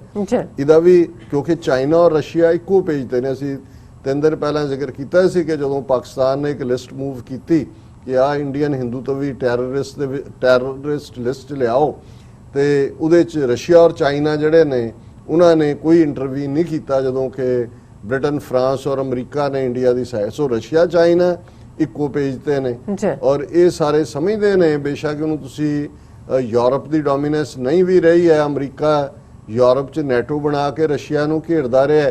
ਹੁਣ ਵੀ ਜਦੋਂ ਇਹ ਕੁਆਡ ਬਣਾਉਣ ਦੀ ਲਾਈਨ ਹੈ, ਇਹ ਰਸ਼ੀਆ ਵੀ ਸਮਝਦਾ, ਇਸ ਲਈ ਉਹ ਤਾਂ ਇਹਨੂੰ ਇੰਡੋ ਪੈਸੀਫਿਕ ਵੀ ਇਸਤੇਮਾਲ ਨਹੀਂ ਕਰਦੇ ਵਰਡ ਚੀਨ ਵਾਲੇ ਕਿ ਇਹ ਤੁਹਾਡਾ ਖਿੱਤਾ ਹੀ ਨਹੀਂ ਹੈ, ਜਿਹੜਾ ਇਹ ਉਸ ਖਿੱਤੇ ਨਾਲ ਹੀ ਜੁੜਨ। ਸਾਡੇ ਵੀ ਕਈ ਇੰਡੀਅਨ ਸਬ ਕੰਟੀਨੈਂਟ ਕਹਿਣਗੇ, ਮੈਂ ਕਿਹਾ ਕੋਈ ਚੀਜ਼ ਇੰਡੀਅਨ ਸਬ ਕੰਟੀਨੈਂਟ ਨਹੀਂ ਹੈ, ਜਸਟ ਸਬ ਕੰਟੀਨੈਂਟ ਹੈ। ਹੁਣ ਇਸ ਸਾਰੇ 'ਚ ਇਹ ਵੀ ਰਸ਼ੀਆ ਔਰ ਚਾਈਨਾ ਦਾ ਨੇੜੇ ਆਉਣ ਦੀ ਲਾਈਨ ਸੀ। 2001 ਸ਼ੰਘਾਈ 'ਚ ਅਨਾਉਂਸ ਹੋਇਆ ਔਰ ਇਸ ਨੂੰ ਫਿਰ ਜੂਨ 2002 ਦੇ ਵਿੱਚ ਐਸਟੈਬਲਿਸ਼ ਹੋਇਆ। 8 ਦੇਸ਼ਾਂ ਦਾ ਇਹ ਆਪਸੀ ਜਿਹੜਾ ਅਲਾਈਅੰਸ ਹੈ, ਉਹਦਾ ਉਹਨਾਂ ਨੇ ਜਿਹੜਾ ਮੋਟਿਵ ਡਿਕਲੇਅਰ ਕੀਤਾ, euro Asian political, economic and security alliance. ਇਸ ਗੱਲ ਦਾ ਧਿਆਨ ਰਹੇ, ਪਹਿਲਾਂ ਪੋਲੀਟੀਕਲ ਹੈ ਔਰ ਫਿਰ ਇਕਨੋਮਿਕਲ ਹੈ, ਫਿਰ ਸਿਕਿਉਰਿਟੀ ਹੈ। ਔਰ ਇਹਦੇ 'ਚ China, India, Kazakhstan, Kyrgyzstan, Russia, Pakistan, Tajikistan, Uzbekistan.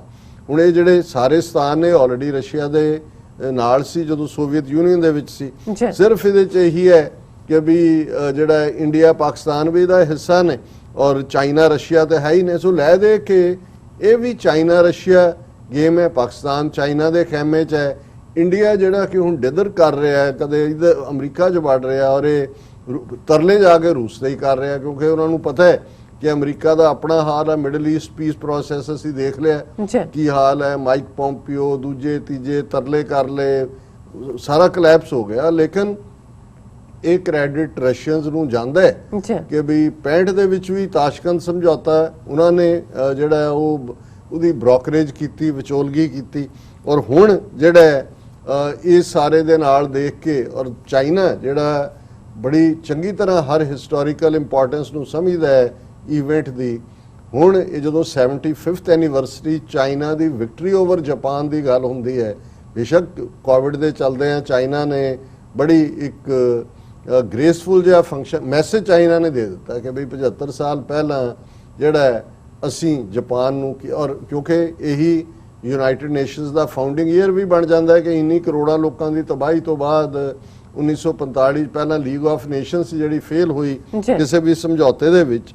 ਔਰ ਹੁਣ ਇਸ ਸਾਰੇ 'ਚ ਜਿਹੜੀ ਖਬਰ ਅੱਜ ਵੱਡੇ ਮੀਡੀਆ ਦਾ ਸ਼ਿੰਗਾਰ ਬਣੀ ਹੋਈ ਹੈ ਕਿ ਵੀ ਉਹਨਾਂ ਨੇ amid tension on LAC Rajnath hold talks with Chinese counterpart in Moscow. ਉਹਦਾ ਕੋਈ ਰਿਜ਼ਲਟ ਤਾਂ ਨਹੀਂ ਆਇਆ ਖਬਰਾਂ, ਲੇਕਿਨ ਇਹਦੇ 'ਚ ਕੋਈ ਸ਼ੱਕ ਨਹੀਂ ਹੈ ਕਿ ਉਸ ਤੋਂ ਪਹਿਲਾਂ ਜਿਹੜਾ ਮਾਸਕੋ 'ਚ ਮਿਲੇ ਉਦੋਂ ਤਾਂ ਚੀਨ ਨੇ ਨਾ ਕਰ ਦਿੱਤੀ ਸੀ ਕਿ ਅਸੀਂ ਨਹੀਂ ਮਿਲਣਾ। ਹੁਣ ਜ਼ਾਹਰ ਹੈ ਰਸ਼ੀਆ ਨੇ ਕਿਹਾ ਹੋਣਾ ਉਹਨਾਂ ਨੂੰ, ਚੀਨ ਵਾਲਿਆਂ ਨੂੰ, ਕਿ ਬਈ ਤੁਸੀਂ ਕੋਈ ਨਹੀਂ, ਇਹਨਾਂ ਨੂੰ ਤੁਸੀਂ ਕੁੱਟ ਕੱਟ ਲਿਆ ਕਰ ਲਿਆ, ਇਹਨਾਂ ਨਾਲ ਮਿਲ ਲਓ। ਹਾਲਾਂਕਿ ਇਹ ਫਲੌਂਟ ਕਰ ਰਹੇ ਨੇ ਜਿਹੜਾ ਹੈ ਕਿ ਜੀ ਇਹ ਚਾਈਨਾ ਦੇ ਡਿਫੈਂਸ ਮਿਨਿਸਟਰੀ ਦੀ ਰਿਕੁਐਸਟ ਤੇ ਹੋਈ। ਹੁਣ ਇੱਕ ਪਾਸੇ ਤੁਸੀਂ ਇਹ ਕਰ ਰਹੇ ਹੋ ਕਿ ਜੀ ਅਸੀਂ ਜਿਹੜੀਆਂ ਜੁਆਇੰਟ ਜੰਗੀ ਮਸ਼ਕਾਂ ਸੀ ਜਿਹਦੇ ਚਾਈਨਾ ਪਾਕਿਸਤਾਨ ਔਰ ਇੰਡੀਆ ਦੇ 200 ਅਫਸਰਾਂ ਜਵਾਨਾਂ ਨੇ ਜਾਣਾ ਸੀ, ਉਹ ਤੜ ਦਿਖਾਈ ਆਪਣੇ ਲੋਕਾਂ ਨੂੰ ਦੱਸਣ ਲਈ ਕਿ ਜੀ ਅਸੀਂ ਨਹੀਂ ਭੇਜ ਰਹੇ ਕਿਉਂਕਿ ਅਸੀਂ ਨਹੀਂ ਚਾਈਨਾ ਦੇ ਜਿਹੜੇ ਨਾਲ ਔਰ ਪਾਕਿਸਤਾਨ ਦੇ ਨਾਲ ਕਰਨ। ਔਰ ਤੁਹਾਡਾ ਕਿਉਂ ਉੱਥੇ ਜਾ ਕੇ ਜੇ ਇੰਨੇ ਹੀ ਤੁਸੀਂ ਜੰਗਜੂ ਬਹਾਦਰ ਯੋਧੇ ਹੋ ਤੇ ਤੁਹਾਡਾ ਡਿਫੈਂਸ ਮਿਨਿਸਟਰ ਉੱਥੇ ਜਾ ਕੇ ਕਿਉਂ ਤਰਲੇ ਕਰ ਰਿਹਾ। ਔਰ ਇਹਦੇ 'ਚ ਇਹ ਧਿਆਨ ਵੀ ਰਿਹਾ ਕਿ national security advisor Ajit Doval ਵੀ ਜਿਹੜਾ ਉਹ ਟੈਲੀਫੋਨਿਕ ਟਾਕਸ ਦੋਨਾਂ ਦੇ ਨਾਲ ਸੋ ਲੈ ਦੇ ਕੇ ਅਲਟੀਮੇਟਲੀ ਰਸ਼ੀਆ ਦੇ ਉੱਤੇ ਤਰਲੇ ਕਰਕੇ ਇਹਨਾਂ ਨੇ ਪ੍ਰਵੇਲ ਕਰਵਾਇਆ ਕਿ ਜੀ ਇਹ ਗੱਲਬਾਤ ਕਰੋ। ਔਰ ਉਹਦੇ 'ਚ ਜਿਹੜੀ ਰਾਜਨਾਥ ਦੀ ਪਹਿਲਾਂ ਇਹ ਤਾਂ 1-to-1 ਮੀਟਿੰਗ ਹੋਈ, ਜਿਹੜੀ ਉਹਦੇ 'ਚ SCO 'ਚ ਤਕਰੀਰ ਹੈ ਉਹਦੇ ਤੋਂ ਤੁਸੀਂ ਅੰਦਾਜ਼ਾ ਲਾ ਸਕਦੇ ਹੋ। ਕਹਿੰਦਾ ਜੀ ਦੇਖੋ ਇਹ ਜਿਹੜੇ ਅਸੀਂ 8 ਮੁਲਕ ਹੈ, ਦੁਨੀਆ ਦੀ 40% ਆਬਾਦੀ ਜਿਹੜੀ ਹੈ ਇਹਨਾਂ 8 ਮੁਲਕਾਂ ਦੇ ਵਿੱਚ ਹੈ ਔਰ peaceful stable and secure region of SCO member states which is home to over 40% of global population demands a climate of trust and cooperation, non-aggression, respect for international rules and norms, sensitivity to each other's interests and peaceful resolution of different। ਕਿੰਨੇ ਲਫ਼ਜ਼ ਚੁਣ ਕੇ ਚਾਣਕਿਆ ਦੀ dictionary ਚੋਂ ਕੱਢੇ ਨੇ ਕਿ ਵੀ ਤੁਸੀਂ ਪਾਕਿਸਤਾਨ ਦੀ sovereignty violet ਕੀਤੀ, ਤੁਹਾਡੇ ਆਪਣੇ ਕਹਿਣ ਮੁਤਾਬਕ ਜੇ ਅਸੀਂ ਬਾਲਾਕੋਟ 'ਚ ਇਹ ਕੀਤਾ ਉਹ ਕੀਤਾ, ਤੁਸੀਂ ਕਮਾਂਡੋ ਭੇਜ ਕੇ ਲਿਟੇ ਤਿਆਰ ਕਰਕੇ ਸ੍ਰੀਲੰਕਾ ਦੀ ਜਿਹੜੀ ਹੈ ਉਹ ਵਾਇਲੇਟ ਕੀਤੀ, ਉਹਨਾਂ ਦੀ ਸੋਵਰਨਿਟੀ, ਉਹਨਾਂ ਨੂੰ ਟ੍ਰੇਨਡ ਕਰਕੇ ਸਿਵਲ ਵਾਰ 'ਚ ਧੱਕਿਆ, ਉਹਨਾਂ ਦਾ 50-60 ਹਜ਼ਾਰ ਬੰਦਾ ਦੋਨੋਂ ਪਾਸਿਓਂ ਮਰਵਾਇਆ। ਤੁਸੀਂ 1971 'ਚ ਫੌਜ ਭੇਜ ਕੇ ਜਿਹੜੀ ਹੈ ਮੁਕਤੀ ਵਾਹਿਨੀ ਦਾ ਡਰਾਮਾ ਕਰਕੇ ਮਸ਼ਰਕੀ ਪਾਕਿਸਤਾਨ ਤੋੜ ਕੇ ਬੰਗਲਾਦੇਸ਼ ਬਣਾਇਆ। ਵਿਦਿਨ ਕਸ਼ਮੀਰ ਦੇ ਵਿੱਚ ਤੁਸੀਂ ਸਾਲ ਪਹਿਲਾਂ ਕੀ ਕੀਤਾ। ਸੋ ਇਹ ਜਿਹੜਾ ਹੈ ਕਿ ਵੀ ਇਹ ਉਵੇਂ ਹੀ ਹੈ ਕਿ ਛੱਜ ਤਾਂ ਬੋਲੇ ਛਾਨਣੀ ਕੀ ਬੋਲੇ, ਜਿਹਦੇ 'ਚ ਖੁਦ 100 ਛੇਕ ਨੇ। ਔਰ ਇਸ ਸਾਰੇ ਦੀ ਬੈਕਗਰਾਉਂਡ 'ਚ ਕਿਹਾ ਜੀ ਕਿ ਵੀ India condemns unequivocally condemns terrorism in all its form. ਉਹੀ ਝੂਠੇ ਉਪਦੇਸ਼ ਜਿਹੜੇ ਦਿੱਤੇ ਨੇ ਕਿ ਜੀ ਅਸੀਂ ਬਹੁਤ ਲਾਰਡ ਰਸ਼ੀਆ ਨੂੰ ਓਵਰ ਜਿਹੜਾ ਉਹਨਾਂ ਦੀ ਐਪਰੀਸ਼ੀਏਸ਼ਨ ਕਰ ਰਹੇ ਨੇ ਕਿ ਜੀ ਅਸੀਂ ਜਿਸ ਤਰੀਕੇ ਦੇ ਨਾਲ ਰਸ਼ੀਆ ਨੇ the adoption of anti-terror measures by SCO Council to counter extremist propaganda and de-radicalization is a significant। ਤੁਹਾਡੇ ਤੋਂ ਵੱਡਾ ਰੈਡੀਕਲ ਕੌਣ ਹੈ, ਤੁਹਾਡੇ ਤੋਂ ਵੱਡਾ ਐਕਸਟ੍ਰੀਮਿਸਟ ਕੌਣ ਹੈ, ਤੁਹਾਡੇ ਤੋਂ ਵੱਡਾ ਨਫ਼ਰਤ ਦਾ ਵਣਜਾਰਾ ਕੌਣ ਹੈ।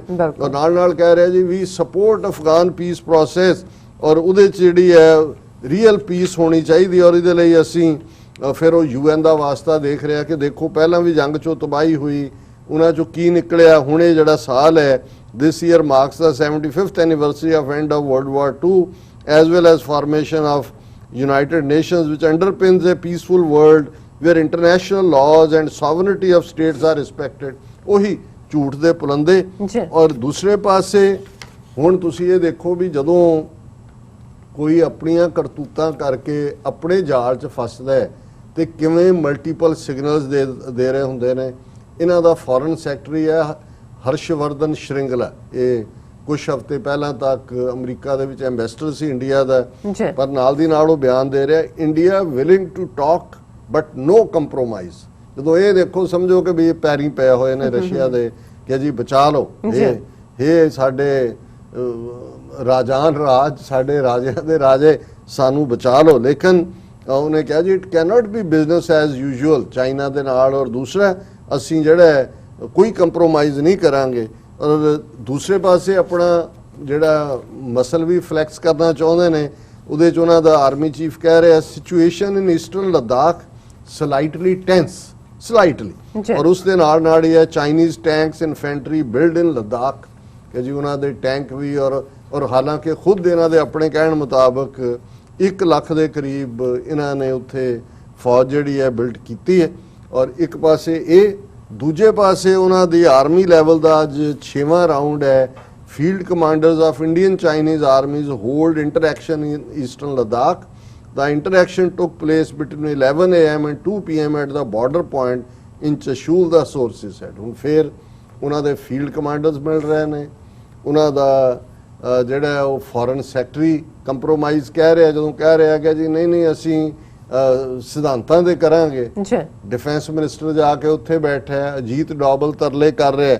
ਹੁਣ ਇਸ ਸਾਰੇ ਚੋਂ ਤੁਸੀਂ ਸਵਾਏ ਇਸ ਦੇ ਕਿ ਭਾਈ ਇਹ ਝੂਠਿਆਂ ਦੇ ਝੂਠੇ, ਫਰੇਬੀਆਂ ਦੇ ਬਾਦਸ਼ਾਹ ਫਰੇਬੀ, ਔਰ ਉਸ ਸਾਰੇ ਕਰਨ ਤੋਂ ਬਾਅਦ ਇੱਕ ਗੱਲ ਯਾਦ ਰੱਖੋ, ਜਿਹੜਾ ਮੈਂ ਅਕਸਰ ਕੋਟ ਕਰਦਾ 19th ਸੈਂਚੁਰੀ ਇੱਕ ਗੋਰੇ ਨੇ ਇਹਨਾਂ ਦੇ ਕਰੈਕਟਰ ਨੂੰ, ਬ੍ਰਾਹਮਣ ਕਰੈਕਟਰ ਨੂੰ, ਜਦੋਂ ਅਸੀਂ ਇਸ ਤਰ੍ਹਾਂ ਕਹਿੰਦੇ ਹਾਂ ਕਿਸੇ ਜ਼ਾਤ ਜਾਂ ਧਰਮ ਦੇ ਖਿਲਾਫ ਨਹੀਂ, ਇੱਕ ਆਈਡੀਓਲੋਜੀ ਹੈ ਜਿਵੇਂ ਫਾਸ਼ਿਜ਼ਮ, ਕਮਿਊਨਿਜ਼ਮ, ਨਾਜ਼ੀਜ਼ਮ, ਇਹ ਸਾਰੇ ਇਜ਼ਮ ਸੀ। ਇਸੇ ਤਰ੍ਹਾਂ ਬ੍ਰਾਹਮਣਿਜ਼ਮ ਜਿਹਨੂੰ ਅੱਜ ਹਿੰਦੂਤਵਾ ਕਹਿੰਦੇ ਨੇ ਬੜੇ ਫਖਰ ਦੇ ਨਾਲ, ਇਹ ਉਹਨਾਂ ਦੀ ਸੋਚ ਨੂੰ ਰਿਪਰੈਜ਼ੈਂਟ ਕਰਦਾ। ਔਰ ਉਹਨੇ ਕਿਹਾ ਸੀ ਕਿ ਇਹ ਗੱਲ ਧਿਆਨ ਰੱਖੋ, ਬ੍ਰਾਹਮਣ ਐਟ ਯੋਰ ਥਰੋਟ ਔਰ ਐਟ ਯੋਰ ਫੀਟ, ਕਿ ਜਾਂ ਤੁਹਾਡੀ ਸੰਗੀ ਨੂੰ ਪਏਗਾ, ਗੜ ਨੂੰ ਪਏਗਾ, ਤੇ ਜਦੋਂ ਤੁਸੀਂ ਮਾਰਿਆ ਉਹਨੂੰ ਪੁੱਠੇ ਹੱਥ ਦੀ ਤੇ ਫਿਰ ਤੁਹਾਡੇ ਪੈਰ ਫੜ ਲਏਗਾ ਹਜ਼ੂਰ ਸਾਡੇ ਮਾਈ ਬਾਪ। ਸੋ ਹੁਣ ਦੇਖਣਾ ਇਹ ਹੈ, ਅਸੀਂ ਇਹਨੂੰ ਸਵਾਲੀਆ ਨਿਸ਼ਾਨ ਤੇ ਹੀ ਛੱਡਿਆ ਕਿ ਕੀ ਰਸ਼ੀਆ ਕਰੇਗਾ। ਹੁਣ ਜੇ ਇਸ ਹੱਦ ਤੱਕ ਭਾਰਤ ਜਿਹੜਾ ਉਹ ਤਰਲਿਆਂ ਦੇ ਉੱਤੇ ਆਇਆ ਹੋਇਆ ਤੇ ਫਿਰ ਭਾਰਤ ਨੇ ਤਾਂ ਇਹੀ ਕਹਿਣਾ ਜੀ ਅਸੀਂ ਉਸੇ ਤਨਖਾਹ ਤੇ ਕੰਮ ਕਰਦੇ ਰਵਾਂਗੇ, ਪਰ ਅਸੀਂ ਆਪਣੇ ਲੋਕਾਂ ਨੂੰ ਧੋਖਾ ਦੇਣ ਲਈ ਜਿਹੜਾ ਪ੍ਰੋਪੇਗੈਂਡਾ ਕਰਦੇ ਆ ਘੱਟੋ ਘੱਟ ਉਹਨੂੰ ਨੈਗੇਟ ਨਾ ਕਰਨ, ਉਹ ਚੁੱਪ ਰਹਿਣ, ਤੇ ਇੰਨੇ ਨਾਲ ਹੀ ਉਹਨਾਂ ਦਾ ਜਿਹੜਾ ਆਪਣਾ ਸੌਦਾ ਵੀ ਵਿਕਦਾ ਰਹੇਗਾ। ਸੋ ਸਮਝੌਤਾ ਤੇ ਬਰਾਬਰ ਦੀਆਂ ਧਿਰਾਂ 'ਚ ਹੁੰਦਾ ਹੈ। ਜਦੋਂ ਇੱਕ ਕੁੱਟ ਖਾ ਕੇ ਹੀ ਬੈਠਾ ਔਰ ਤਰਲੇ ਕਰ ਰਿਹਾ, ਸੋ ਮੈਨੂੰ ਲੱਗਦਾ ਹੈ ਕਿ ਵੀ ਇਹ ਵਕਤੀ ਤੌਰ ਤੇ ਇਹ ਰਹੇਗੀ, ਟੈਨਸ਼ਨ ਥੋੜੀ ਬਹੁਤ ਰੱਖਣਗੇ ਕਿਉਂਕਿ ਅਮਰੀਕਾ ਨੂੰ ਵੀ ਸੂਟ ਕਰਦਾ ਹੈ, ਰਸ਼ੀਆ ਨੂੰ ਵੀ ਕਿਤੇ ਨਾ ਕਿਤੇ ਲੱਗਦਾ ਹੈ ਕਿ ਵੀ ਇਹ ਹੋਰ ਜਾਓ ਅਮਰੀਕਾ ਦੇ ਕੋਲ ਹਥਿਆਰ ਖਰੀਦਣ। ਬਾਕੀ ਅਲਟੀਮੇਟਲੀ ਰਸ਼ੀਆ ਚਾਈਨਾ ਸਾਂਝ ਜਿਸ ਲੈਵਲ ਤੇ ਹੈ, ਕਿਉਂਕਿ ਰਸ਼ੀਆ ਇਹ ਸਮਝਦਾ ਹੈ ਵੀ ਅਮਰੀਕਾ ਦਾ ਉੱਥੇ ਆ ਕੇ ਬੈਠਣਾ, ਕੁਆਡ ਦੇ ਨਾਂ ਥੱਲੇ ਪਾਣੀਆਂ ਦੇ ਵਿੱਚ ਆਣਾ, ਇਹ ਕਿਉਂਕਿ ਰਸ਼ੀਆ ਦੇ ਆਪਣੇ ਐਂਬੀਸ਼ਨ ਜੇ ਤੁਸੀਂ ਹਿਸਟਰੀ 'ਚ ਦੇਖੋ ਤੇ ਫਿਰ ਉਹ ਬਹੁਤ ਰਹੇ ਨੇ, ਔਰ ਉਹਨਾਂ ਨੂੰ ਹਮੇਸ਼ਾ ਇੱਕ ਜਿਹੜਾ ਜਿਓਗ੍ਰਾਫੀਕਲ ਜਾਂ ਕੁਦਰਤ ਨੇ ਉਹਨਾਂ ਨੂੰ ਜਿਹੜਾ ਨਹੀਂ ਨਵਾਜਿਆ, ਉਹਨਾਂ ਦੀਆਂ ਜਿਹੜੀਆਂ ਪੋਰਟਸ ਨੇ, ਸੀ ਪੋਰਟਸ, ਉਹ ਆਲਮੋਸਟ 6 ਮਹੀਨੇ ਜੰਮੀਆਂ ਰਹਿੰਦੀਆਂ ਨੇ। ਵਾਰਮ ਵਾਟਰਸ ਦੀ ਉਹਨਾਂ ਦੀ ਹਮੇਸ਼ਾ ਚਾਹਨਾ ਰਹੀ ਹੈ, ਔਰ ਲੇਟਲੀ ਪਾਕਿਸਤਾਨ ਔਰ ਰਸ਼ੀਆ ਦੀ ਰਿਲੇਸ਼ਨਸ਼ਿਪ ਦੇ ਵਿੱਚ ਵਾਰਮਥ ਹੈ, ਔਰ ਰਸ਼ੀਆ ਚਾਈਨਾ ਤਾਂ ਹੈ ਹੀ ਹੈ। ਸੋ ਕੁੱਲ ਮਿਲਾ ਕੇ ਇਹਨਾਂ ਦਾ ਹਾਲ ਇਹੀ ਹੋਣਾ ਕਿ ਜੀ ਅਸੀਂ ਉਸੇ ਤਨਖਾਹ ਤੇ ਕੰਮ ਕਰਾਂਗੇ। ਜੀ ਰਾਜ ਸਾਹਿਬ ਤੁਹਾਡਾ ਬਹੁਤ ਬਹੁਤ ਸ਼ੁਕਰੀਆ, ਤੁਸੀਂ ਆਪਣੇ ਵਿਚਾਰ ਪਹਿਲੇ ਇਸ਼ੂ ਦੇ ਉੱਪਰ ਪਾਏ ਨੇ। ਸੋ ਇੱਥੇ ਲੈਣੇ ਆ ਬ੍ਰੇਕ ਤੋਂ ਪਹਿਲਾਂ ਅਸੀਂ ਆਪਣੇ ਦਰਸ਼ਕਾਂ ਤੇ ਸਰੋਤਿਆਂ ਨੂੰ ਅਪੀਲ ਤੇ ਬੇਨਤੀ ਕਰਦੇ ਹਾਂ ਵਿਊਅਰਸ, ਜਿਸ ਤਰ੍ਹਾਂ ਕਿ ਤੁਸੀਂ ਜਾਣਦੇ ਹੋ ਕਿ TV 84 ਹੱਕ, ਸੱਚ, ਇਨਸਾਫ ਦੀ ਜੋ ਆਵਾਜ਼ ਹੈ ਉਸ ਨੂੰ ਬੁਲੰਦ ਕਰ ਰਿਹਾ ਹੈ। ਜੇ ਤੁਸੀਂ ਚਾਹੁੰਦੇ ਹੋ ਕਿ ਆਵਾਜ਼ ਇਸੇ ਤਰ੍ਹਾਂ ਹੀ ਬੁਲੰਦੀਆਂ ਹੋਏ ਤਾਂ ਤੁਸੀਂ ਆਪਣੀ ਜੋ ਮਾਈਕ ਸਹਾਇਤਾ ਹੈ ਸਾਨੂੰ ਸਾਡੀ ਵੈਬਸਾਈਟ tv84.tv ਤੇ ਜਾ ਕੇ ਪੇਪਲ ਦੀ ਵਰਤੋਂ ਕਰਕੇ ਵਨ ਟਾਈਮ ਡੋਨੇਟ ਕਰ ਸਕਦੇ ਹੋ, ਮੰਥਲੀ ਡੋਨੇਟ ਵੀ ਕਰ ਸਕਦੇ ਹੋ। ਤੁਸੀਂ TV84 ਦੇ ਨਾਮ ਤੇ ਚੈੱਕ ਬਣਾ ਕੇ ਸਾਨੂੰ ਮੇਲ ਵੀ ਕਰ ਸਕਦੇ ਹੋ ਸਾਡੇ ਇਸ ਪਤੇ ਤੇ 36-01 37th Avenue, Long Island City, New York 11101 USA, ਜਾਂ ਫਿਰ ਤੁਸੀਂ ਸਾਨੂੰ ਫੋਨ ਰਾਹੀਂ ਵੀ ਸੰਪਰਕ ਕਰ ਸਕਦੇ ਹੋ ਸਾਡੇ ਫੋਨ ਨੰਬਰ ਤੇ 5164060694। Thank you so much viewers, ਵਿਚਾਰਾਂ ਦਾ ਸਿਲਸਿਲਾ ਇਸ ਤਰ੍ਹਾਂ ਚੱਲਦਾ ਰਹੇਗਾ। ਮਿਲਦੇ ਹਾਂ ਛੋਟੇ ਜਿਹੇ ਬ੍ਰੇਕ ਤੋਂ ਬਾਅਦ।